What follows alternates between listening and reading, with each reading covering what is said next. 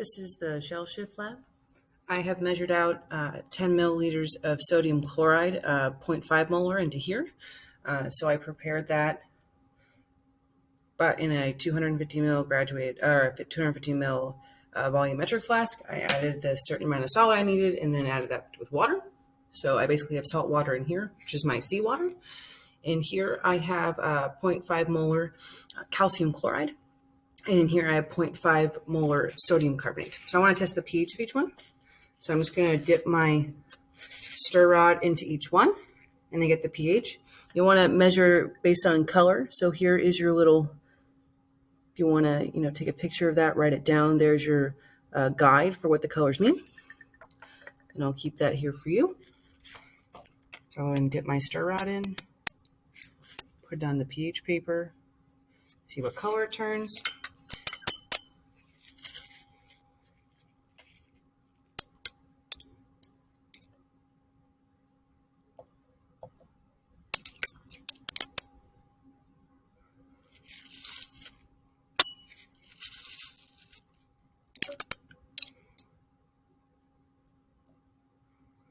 So you can see they're all pretty much neutral except for this last one, which is decently basic. Now I'm going to add into test tube 4, 5, and 6, 10 milliliters of sodium carbonate and 10 milliliters of calcium chloride. I'm just going to do a rough pour in each one.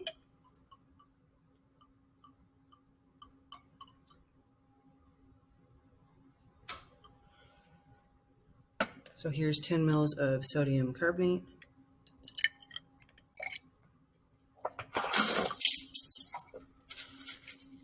And I'm going to measure out 10 mils of calcium chloride. I'm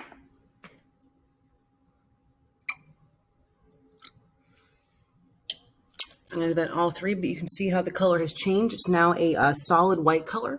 It's almost like a chalky consistency.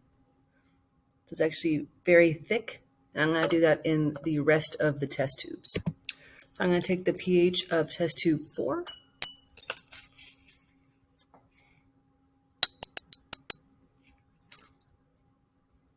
You can see it's a little bit basic there.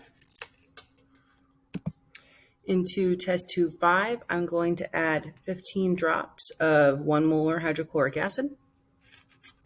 What I want you to do is make sure to look at the solution at the top of the test tube and see how it changes.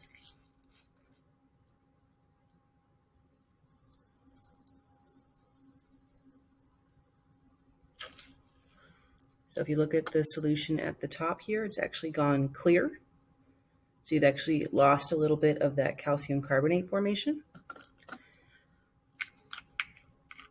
I go ahead and swirl that around.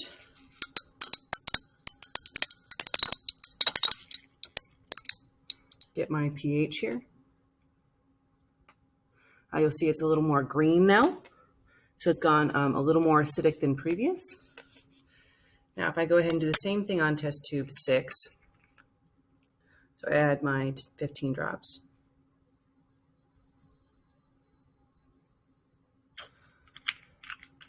Now I'm going to add 15 drops of sodium hydroxide. I'm going to go ahead and take this out for you so you can see this. So you can see it's gone clear just like the other test tube. But now if I add in my sodium hydroxide, you'll see it'll start to reform.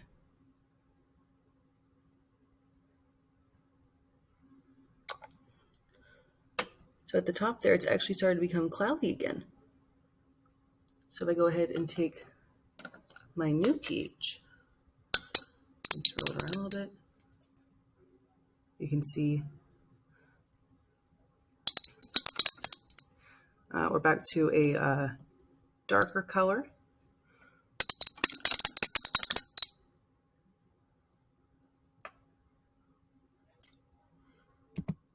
So I just want to zoom in on these pH values here. All right. So if you're using your little pH color coding key, you can see that these ones are around neutral, so they're around 7. Your test tube 3 was around was a darker blue, so maybe around 10. And then test tube 4 was around the same, so around 9 or 10. This one is a little more acidic, so we're more than previous, so we're going to say around 8 compared to this one. And this one got a little darker around 9. And that's it.